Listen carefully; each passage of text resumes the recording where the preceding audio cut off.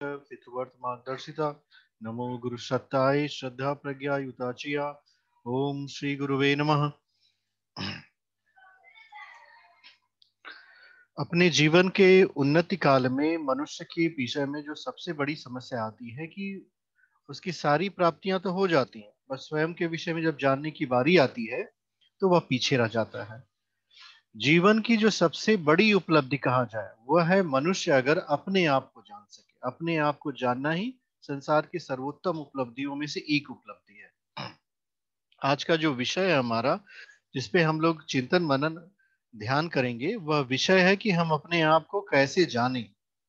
How to know the self, attaining the self, ये हमारा objective है। हम अपने आप को कैसे जानें और कैसे जानें कि हम हैं कौन। इस विषय में आप पाएंगे कि आपकी जो जीवन की यात्रा शुरू होती है वह शरीर से नहीं होती। शरीर हमारी यात्रा का एक साधन है, माध्यम मात्र है। हम शरीर नहीं है। जिस तरह एक ट्रेन में बैठने के बाद आप ट्रेन नहीं हो जाते हो, आप अपनी यात्रा निरंतर जारी रखते हो, तो ट्रेन का यात्री थोड़ी ट्रेन हुआ। उसी तरह ये जो शरीर है, मानव का शरीर है, इसमें हम यात्रा कर रहे होते हैं। तो हम इस मानव के शरीर में है, न कि यह मानव का शरीर हम है। यह दोनों बातें अलग अलग हैं। हाँ, क्या हम शरीर हैं? ये तो उत्तर है ही, इसका उत्तर ही गलत होगा। अगर आपने अपने आप को शरीर मान लिया और शरीर की जरूरतें पूरे करने में आप व्यस्त रह गए, तो आपके जीवन में समस्या ही समस्या हो जाएगी। क्यों? क्योंकि यह सत्य नहीं है कि आप शरीर हो। आप वास्तव में इस शरीर में रहने वाली एक आत्मा हो, जो अनंत काल के जीवन की यात्रा के में कुछ काल के लिए इस शरीर में है। और जब ये आपका कुछ काल का समय है, तो इसे आप सदा काल का ना समझे। कोई भी चीज जो हमारे पास सदा काल के लिए नहीं है, तो उसका अगर बारे में आप सोचेंगे सदा काल के लिए, तो ये तो गलत बात है भाई, ये तो बिल्कुल गलत है। और उसका आपको सत्परिणाम भी नहीं मिलेगा। जो चीजें सदा काल के लिए मानव के पास हैं, वह उसकी आत्मा है, वो आप स्वयं हो, जो आप अपने साथ हमेशा के लिए रहोगे। बाकी जितनी चीजें हैं आपके पास, वो आपके लिए हमेशा से रहने वाली नहीं है। तो आत्मबोध की पहली पाठशाला जो होती है वो स्वयं से शुरू होती है।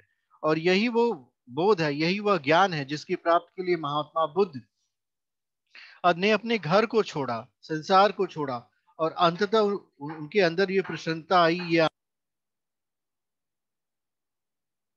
आप देखिए उन दृश्यों को जो महात्मा बुद्ध देखते हैं। एक बूढ़े को देखते हैं, रोगी को देखते हैं, बीमार को देखते हैं, और इस देखने के उपरांत उनके अंदर ये जिज्ञासा उत्पन्न हुई, क्या मैं भी बूढ़ा होऊंगा? क्या मैं भी रोगी होऊंगा? क्या मेरी भी मृत्यु होगी? यह जिज्ञासा हम नित्य प्रति लोगों को देखते हैं, पर हमारे अंदर नहीं उत्पन्न होती है। कारण क्या है? हमारा दृष्टि तो वही है, देखने वाला बदल गया। जिस क्षण आपके अंदर यह उत्कंठा उत्पन्न हो जाए कि सत्य क्या है, उसका हमें बोध करना है, उसे हमें जानना है, वही क्षण आपके जीवन का एक ऐसा क्षण होगा जो आपके जीवन में एक अमूल चूल परिवर्तन ला लेगा। बिना आत्मबोध के मुझे नहीं रहना है, बिना आत्मबोध के मुझे नहीं जीना है। ऐसी अभिलाषा आप अपने अंदर उत्पन्न करो, ऐसी उत्कंठा आप अपने अंदर उत्पन्न करो। हमारे साथ साथ गायत्री महामंत्र बोले। ओम भूर्भुवस्व तस्सवितुर्वरेण्यं भर्गो देवस्य धीमहि धियो यो नः प्रचोदयात्। ओम भूर्भुवस्व तस्सवितुर्वरेण्यं भर्गो देवस्य धीमहि धियो यो नः प्रचोदयात्। ओम भूर्भुवस्व तस्सवितुर्वरेण्यं भर्गो देवस्य धीमहि धियो यो नः प्रचोदयात्। हे परमात्मा, हम सबकी बुद्धि को सन्मार्ग में आप प्रेरित करें और हम उज्जवल के भविष्य के रास्ते पर ले चलें। ये भावना आपको अपने अंदर उत्पन्न हो करनी है कि हमें एक अच्छे रास्ते पे चलना है, हमें नेक रास्ते पे चलना है। वो रास्ता जो हमें स्वयं की ओर ले जाता है, वो रास्ता जो हमें प्रकाश की तरफ ले जाता है, वही रास्ता सच्चा रास्ता है, वही मार्ग सच्चा मार्ग है। और ये मार्ग खुलता है प्रकाश में। जो आत्मा है वो प्रकाश स्वरूप होती है। तो आप अपने स्वयं के स्वरूप को जाने, पहचाने और अपने आप को ऊंचा उठाने का प्रयास करें। ये कोई नया प्रयास नहीं है। हम लोगों से पहले भी बहुत सारे लोगों ने ऐसा प्रयास किया। स्वामी विवेकानंद को रामकृष्ण परमहंस का सानिध्य मिला और वो ऊंचे उठते हुए चले गए। परम पूज्य गुरुदेव को दादा गुरुदेव का सानिध्य मिला, वो स्वयं भी ऊंचे उठे और सबको उठाना का प्रयास वो करने लगे। तो ये उठने की प्रक्रिया नित्य और निरंतर चलती है। ये मानव जीवन जो आपको मिला है, यह एक अवसर है। इसे ऐसे ही सोने खाने पीने में मत गवा दीजिए। अगर ये एक बार चला गया तो फिर दोबारा कब मिलेगा, कैसे मिलेगा, इसकी कोई संभावना नहीं है।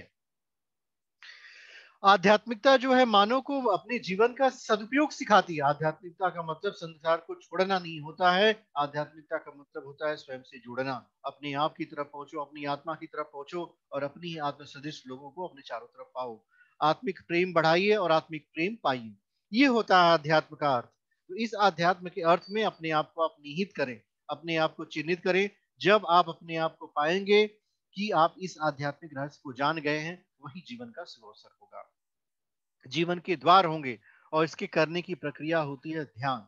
आप नित्य और निरंतर परमात्मा का ध्यान करें, इसी के साथ आपके जीवन में प्रगति होने लगेगी।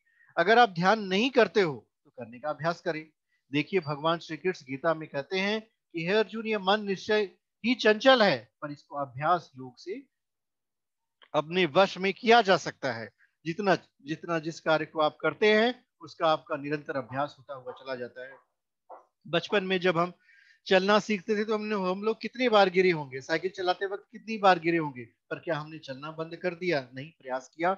उसी तरह आप नित्य और निरंतर परमात्मा का ध्यान करें, अपनी स्वयं की आत्मा का ध्यान करें। अपने आप बारे में सोचें कि हे परमेश्वर, हे परमात्मा, हमारे जीवन में उजाला हो जाए, हमें वह सच जो सत्य है उसका बोध हो जाए और हमें उसकी प्राप्ति हो जाए। जिस क्षण यह आप अपने मन से कहेंगे, उसी क्षण आपके जीवन में प्रगति होना निश्चित हो जाएगी। आप प्रगति के पथ पर निश्चय ही आगे की तरफ बढ़ते हुए चले जाएंगे। यह सुनिश्चित है, क्योंकि परमात्मा का प्रकाश स्वयं आपका मार्गदर्शन करता है।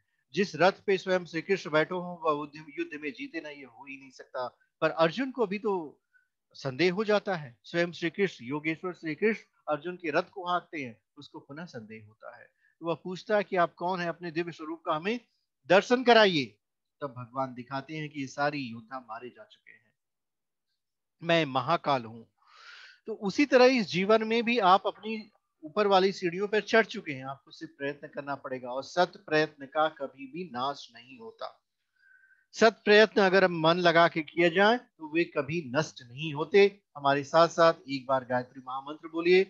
ओम भूर्भुवस्व तत्सवितुर्वरेण्यम भर्गो देवस्य धीमहि धियो यो नः प्रचोदयात्। परमात्मा का जो प्रकाश है आपके जीवन में हमेशा उपलब्ध है। आपको करना क्या है, अपनी बाहर की आंखों को बंद करें, अंतर की आंखों को खोलें। क्योंकि प्रकाश तो अंतस में व्याप्त है। जिस चीजों को आप बाहर की तरफ ढूंढते हो वो अंदर में व्याप्त है। योगेश्वर श्री कृष्ण कहते हैं कुरुक्षेत्र के मैदान में कि योगी रात में जागता है, दिन में सोता है। इसका अर्थ क्या होता है? रात में जागने की से अर्थ नहीं, इसका यह है कि जिस चीजों में संसार के लोग प्रवृत्त रहते हैं, अपनी सारी ऊर्जा को खर्च करते हैं, योगी उन चीजों में सो जाता है, उनमें प्रयास नहीं लगाता। वो तो अंदर की विभूतियों को खोज रहा होता है। और वह दिन में, वो रात में जागता है जहां पे अंधकार है। आंखें बंद करो, अंधकार दिखाई देगा। जिस क्षण यह अंधकार प्रकाश में तब्दील हो जाए, समझ लेना आपके अंदर दिव्यता का अवगाहन हो गया है और आप अपने पथ पर निरंतर आगे की तरफ बढ़ रहे हो। तो अपने नित्य निरंतर आगे पथ पथ बढ़ने में हमारी शुभकामनाएं आपके साथ हैं। पिता परमात्मा का प्रकाश आपके साथ रहे। आपको किसी तरह का कोई संदेह हो तो हमारे व्हाट्सएप नंबर पे आप कॉल कर सकते हैं, व्हाट्सएप कर सकते हैं। I am always ready to help you. हम मैं आप सभी के लिए ईश्वर से प्रार्थना करता हूँ, ईश्वर आपके जीवन में आत्मबोध कराए, प्रेम उत्पन्न करे और आप अपने जीवन में आगे बढ़ें। ओम शांति शांति शांति। ओम शांति।